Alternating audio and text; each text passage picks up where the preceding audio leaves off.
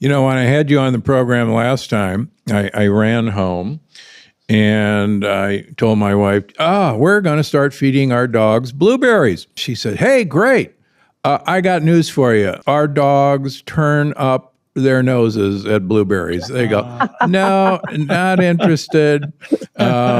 Sorry. You know, dogs have preferences just like people do. So your job as a proactive guardian is to find out what your dog's palate does enjoy. And that's fun. That's a fun discovery process as well.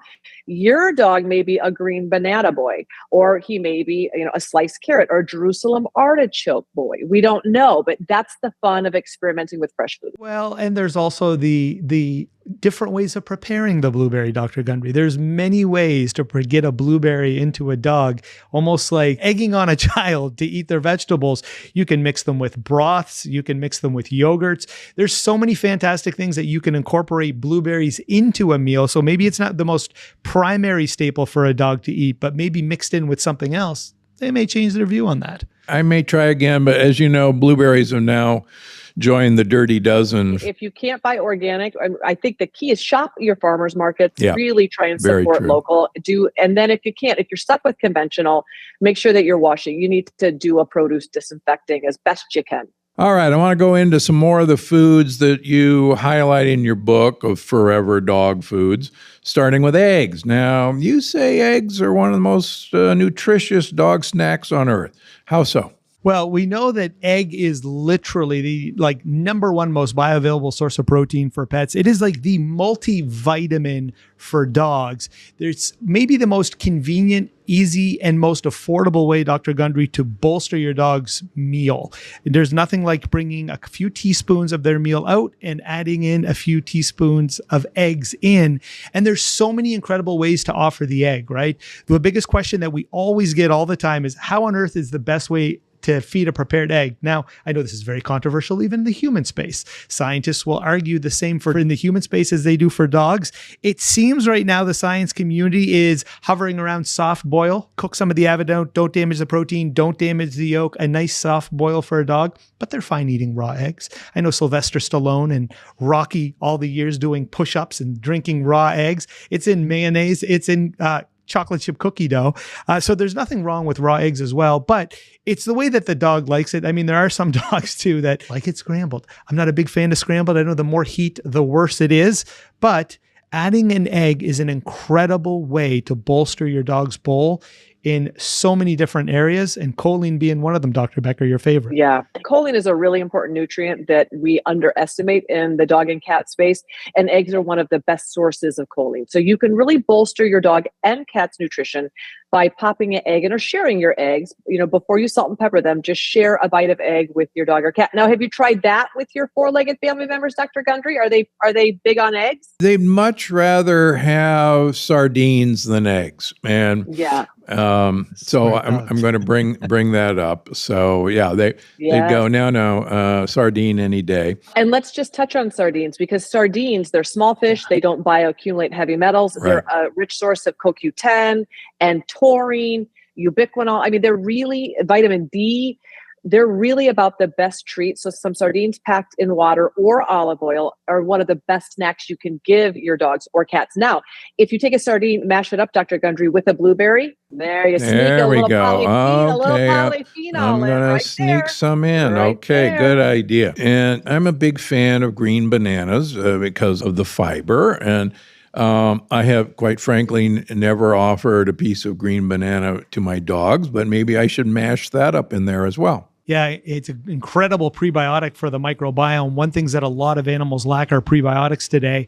And I'm sure you've probably seen that study that was mind-blowing. It showed up like all over my news feed, showing that the resistant starch in green bananas prevented or reduced some cancers by 60%. I mean, that was a mind-blowing study that literally took the internet by storm in its time. Green bananas are a fantastic, fantastic way of helping to grow that microbiome with a good prebiotic source. And who doesn't love resistant starches, Dr. Becker?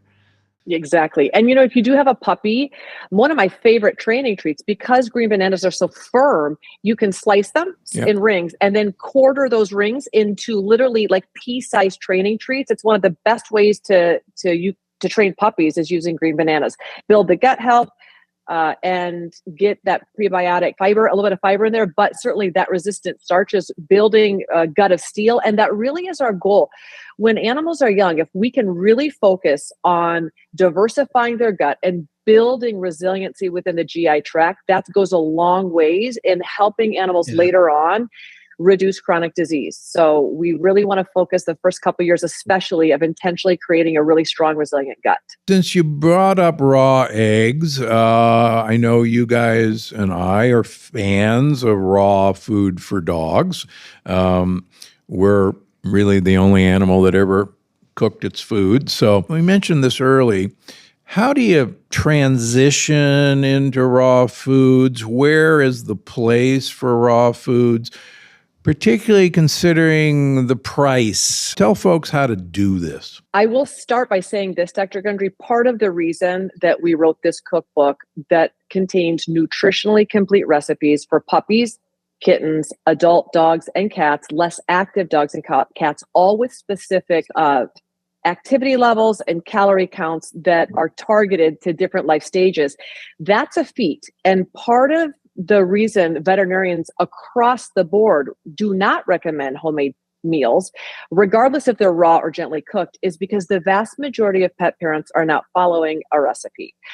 And that means that over time, dogs and cats are nutritionally deficient, which can lead to a whole host of degenerative issues later on in life. So nutritional deficiencies are never a crisis in veterinary medicine, but because research shows over 90% of the diets you find on the internet are absolutely not suitable in terms of meeting minimal nutritional requirements or exceeding maximum safe levels of some minerals. So guessing at a homemade diet is not what we recommend. And we wrote this book specifically for veterinarians saying, I need a bunch of recipes that I want to ensure that my clients are feeding nutritionally complete recipes. But we also wrote this book for people that are interested in preparing gently cooked or raw meals, but they don't know where to start. So if you can make your food at home, you're in control of the ingredients. You're also able to choose the quality, raw, free range, ethically sourced, whatever resonates with your food philosophy, you're able to incorporate that into your dogs and cats' meals. Buying human grade, minimally processed food is very expensive, just as it is for people. It's much more expensive than fast food. It's cheaper to feed our bodies ultra processed food than it is to feed healthy, good, whole foods. And the same is true for dogs and cats. Using nutritionally complete recipe and making those meals at home is a great way to save a lot of money.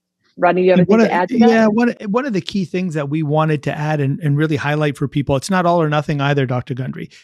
I think for a lot of people, the last time when we were on the show, we had talked back then that the average American could